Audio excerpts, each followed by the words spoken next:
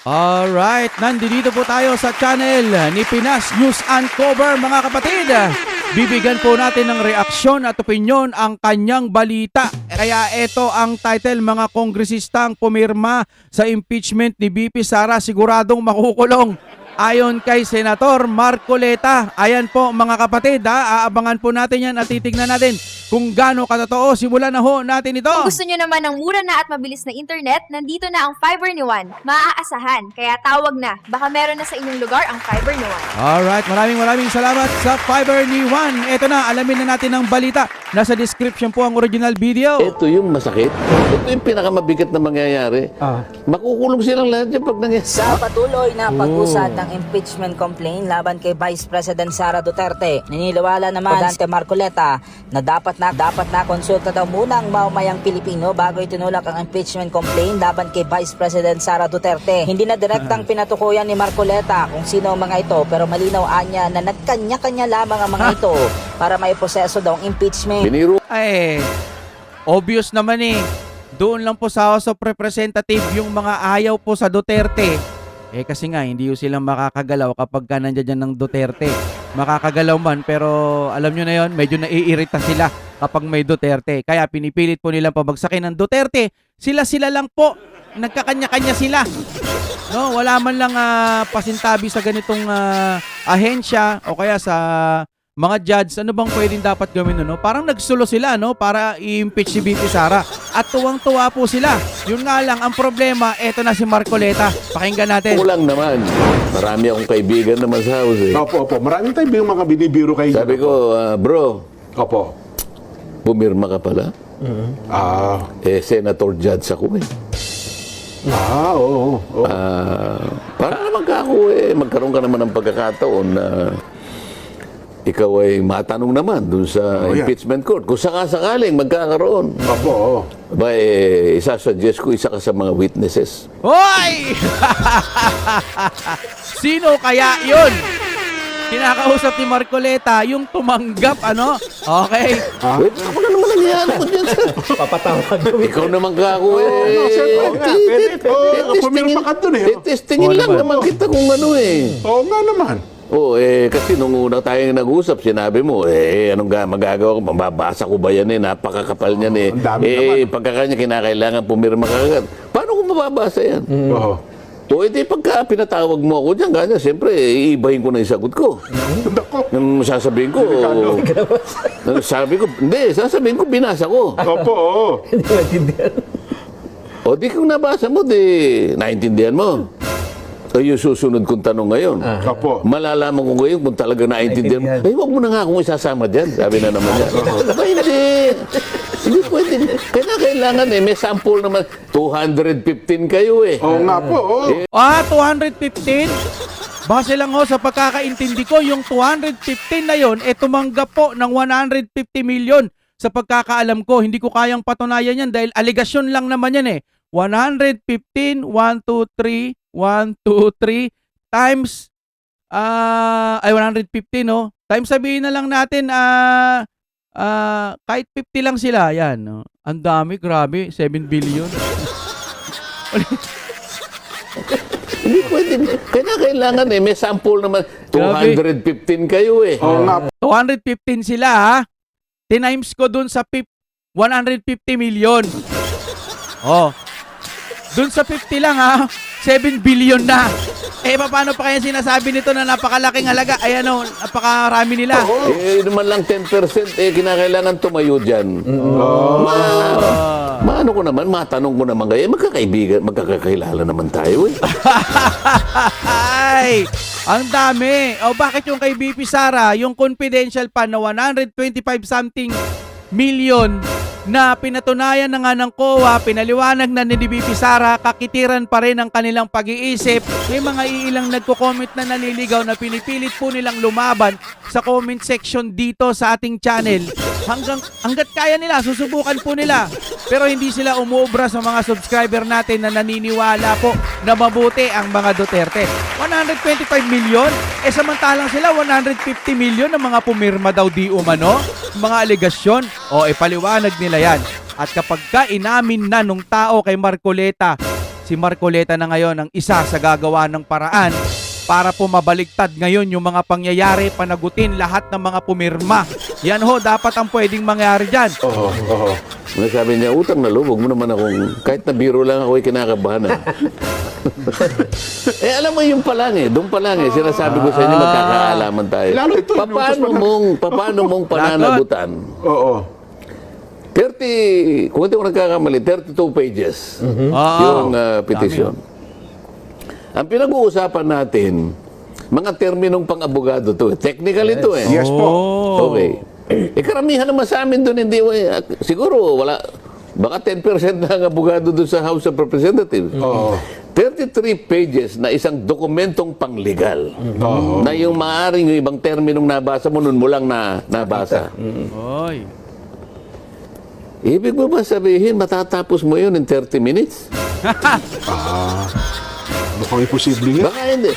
Hindi naman 30 minutes. Pagkapirma siguro, wala pang tigto 2 minutes eh. Yun ang gustong mangyari ng Korte Suprema Batay dyan. sa utos niya, opo. Oo. Kasi tinatanong niya eh, Oo. binigyan niyo ba isa-isa yung mga miyembro na pumirma? Oo. At sila ba'y nagkaroon ng pagkakataon na Basahin. mabasa yan ng isa-isa? Eto na. Base sa aking pagkakaunawa, bago sila pumirma, pinasahan sila nung aligasyon nung kay BP Sara Duterte na, ito si BP Sara, nangurakot, kunwari, no? Basahin nyo to, 32 pages o something like that. Mababasa mo ba yun ng 30 minutes lang, tapos pipirma ka na kagad?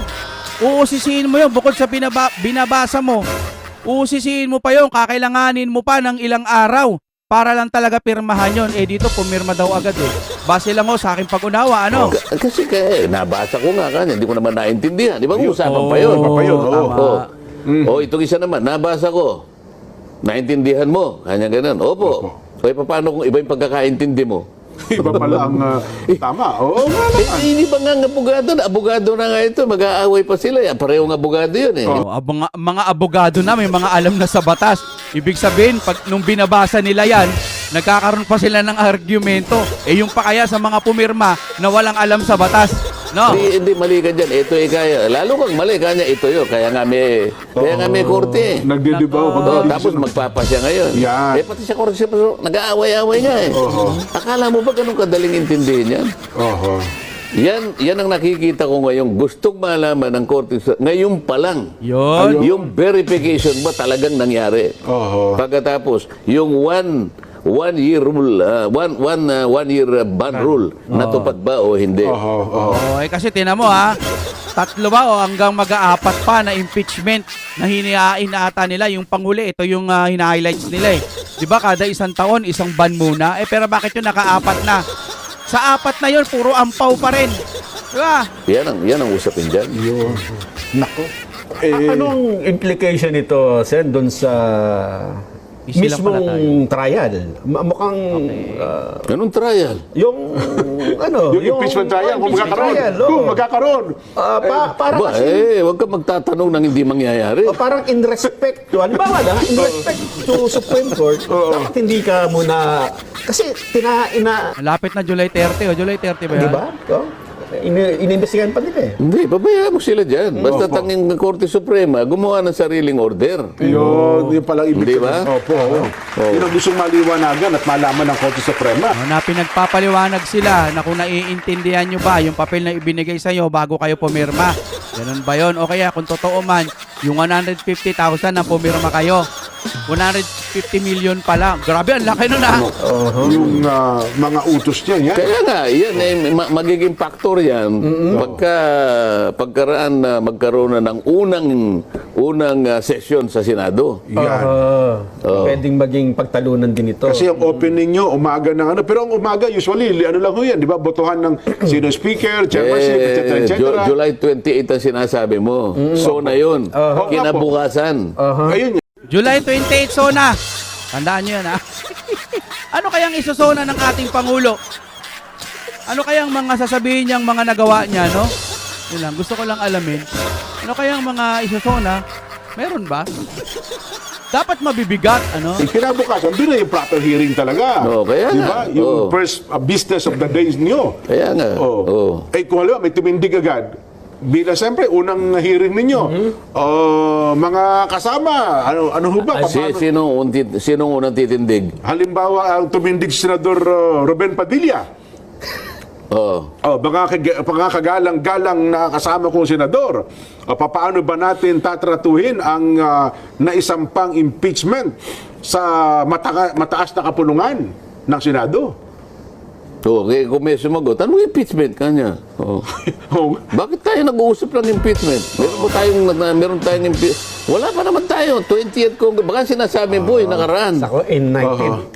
Ha? Hindi, kasi ang... Tinatanong, sa halimbawa, sinabi niya, Your Honor, with all due respect, ang tinatanong niyo po ba ay yung impeachment na pinagtalunan po ninyo noong 19 Congress?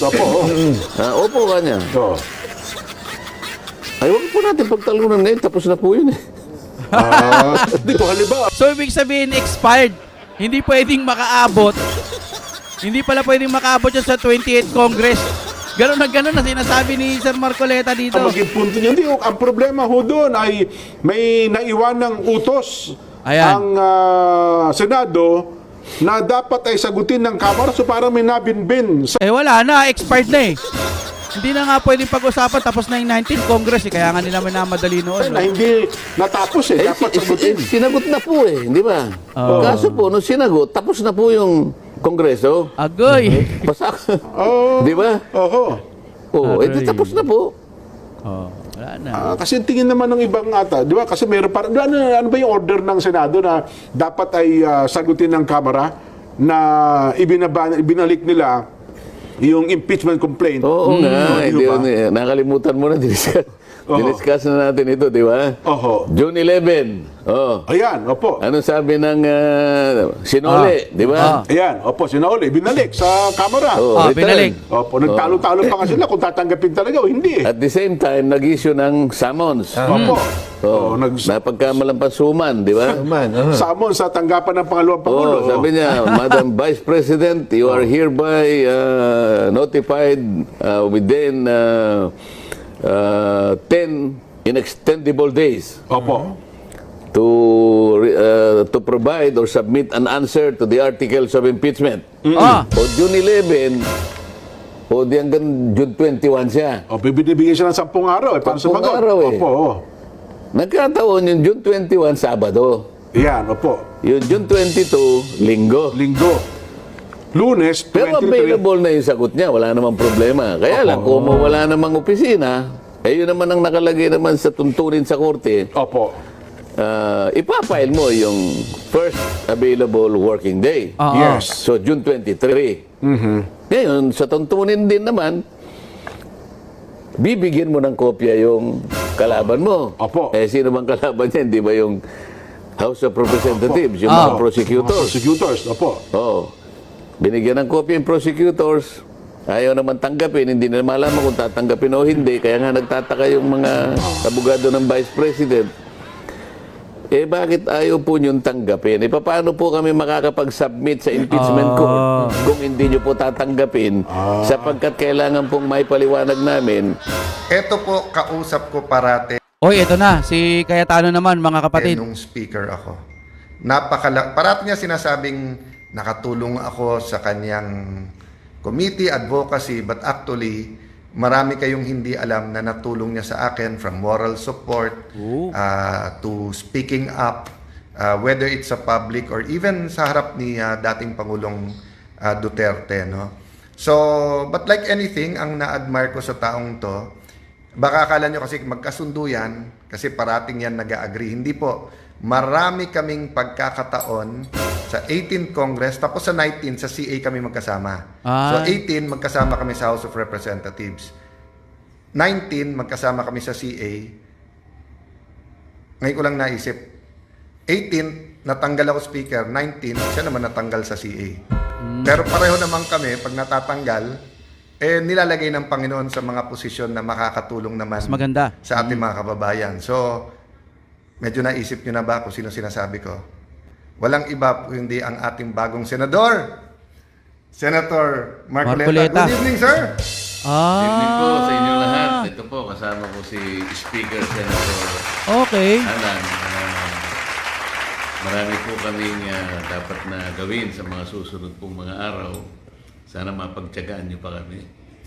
At pinag-uusapan natin, sabi mo, napaka-importante, presyo ng kuryente. No? Tama. Oo, And oo, it's not an empty plan kasi may step 1, 2, 3 ka na, no? Starting with the kung maaalis yung VAT sa kuryente, kuya. No? Tama.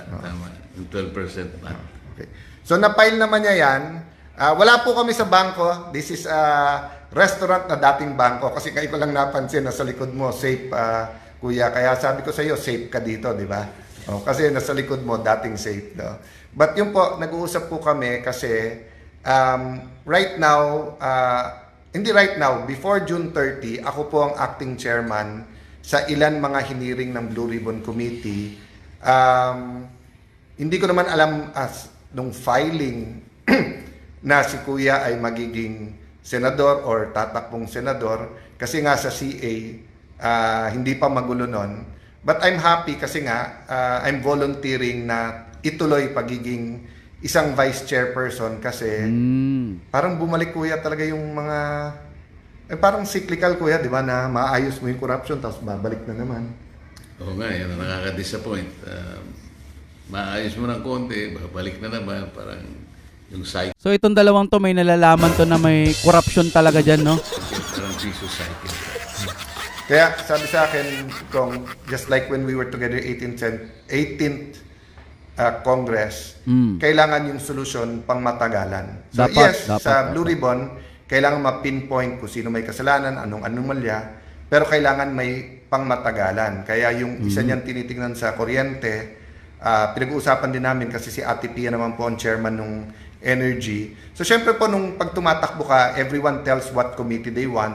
Yung iba nakukuha mo, yung iba hindi. Oo. Pero ngayon ko lang po medyo naintindihan ng husto na ang sinasabi po ni Senator Marcoleta ay yung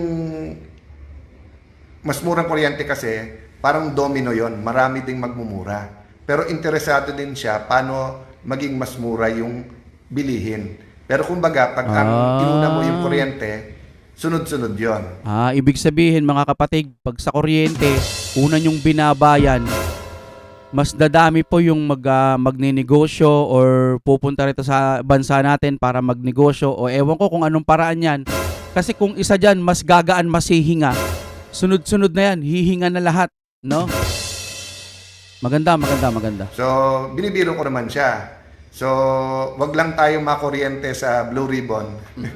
Marami tayong pagbabagong mangyayari. Tapos yung kuryente naman, ma-attack talaga yung bakit nagpapataas ng presyo. So, di po kami tatagal kasi nga ako late person kaya kahit magdamagan, ito po ang aga-aga nagsa-start nito. So, Kuya, thank you for our coffee date at thank you pinagbigyan mo ako sa Facebook friends. Siguro marami kasi hindi nagkakaalam na mahaba na ang panahon na tayo magkaibigan at nagtutulungan. Magaling. But i-repeat ko pwede kayong maging close kahit na hindi sa lahat ng issue, pareho kayo ng idea. Basta't makinig kayo to each other. So, pag may nagsusumbong ako sa akin sa Speaker's Office no, na parang, iba ho kayo ng stand ni Kong Marcoleta. Hindi ako nasa-stress. Kasi pag akyat, i-explain niya. Siya din, hindi nasa-stress pag sinabing, oy, si Alan ganito sinabi. Kasi nga po, alam niyang pwede kami mag-usap. So, parang open-minded silang dalawa. thank you for that, Kuya. Yeah, at ang gusto ko lang na ipaalam sa lahat ng mga kababayan natin, kagaya ng pinaghalimbawa mo kanina na kailangan ayusin yung tatamnan na lugar para sa ganun tumubo na mabuti yung ating itatanim. Kaya na kung minsan alam mo, pag tumubo na yung tinanim natin, mas mabilis pang tumubo uli yung binunot natin. Kaya continue yung gagawin natin po na wini-weed out po natin yung nakakasama sa mga itinanim natin. Nice. Yun po yung ating gagawin at pagsisikapan po natin. At doon po sobra kaming nag-agree, di ba? At as you get to know Senator Marcoleta more, makikita mo po malalim ang kung baga po parang sa Bible na yung parable. Kasi nga prinsipyo at hindi day-to-day issues ang tinitignan eh. So you have to look at the principle kung paano ayusin. And I really look forward to working with him. So good night everybody. Yun, may napindot tuloy akong, ayan. Ayun, ang masasabi ko kay Peter Cayetano, hindi naman niya na, alam mo lahat naman tayo nakakaisip ng kay Peter Cayetano, yung 10K per pamilya. Eh may ayuda na ngayon eh. Di pa rin na maasenso eh. Kung magbibigay si Peter Cayetano or isasabatas niya yung 10K per pamilya, eh parang malabo na rin ano. Siguro kung hindi niya man matutupad yung pangako niya na yon, kasi dati nakagawa siya pero itinigil daw agad. Parang ganun ang paliwanag niya nun eh. Kumbaga isang beses lang ata. Ayon sa pagkakaunawa ko, no? Pero hindi na naituloy. Pero okay lang yon, sige. Sa ngayon, para sa akin, okay si Peter Cayetano. Nakakabawi siya, kumbaga, dahil hindi siya pabor sa ginawa ng administrasyon ngayon na yung ginawa nila kay Tatay Digong. Maling-mali naman ho talaga base din sa aking pag-unawa at opinyon. Ngayon, kay Peter Cayetano, hindi man niya magawa yung 10K, siguro sa paraan na lang na iba para sa bayan natin gawin niya. Kahit ano man yan, basta makakabuti sa bayan. Mamahalin ka naman ng mga Pilipino basta nakikita naman niya na talagang matuwid ka. Yung mga Pilipino, ganyan naman eh. Pag may nakikita silang maganda, matuwid, malambot lang ang mga Pilipino, mamahalin at mamahalin ka niyan. Pero pag nakikita ka niyan, wala kang ginagawa, puro katangahan pa ang iyong mga pinagsasabi. Itatanim lang, bubunutin agad, ipon ng baha, etc. Kung ano-ano, tapos magsusona, hindi naman accurate yung sinasabi niya, yung mga ganun ba. Hanggang dito na lamang, maraming salamat muna sa ating Pinas News Uncover. Ayan, bago po nating partner yan, makakasama na ho natin yan tulad ng mga Pinas News Insider, mga kapatid. Halos ilang taon na rin ang nakalipas. Ito makakasama natin. Maraming salamat po sa inyong panonood. At kung ulitin ko, kung gusto nyo mapanood itong Pinas News Uncover, nandito po yan sa description, no? I-subscribe niyan dahil naghahatid po yan ng balita patungkol po sa Pilipinas kung mahal. Maraming salamat sa inyong panonood. Ay, wala pa yung outro ko. Outro tayo direct.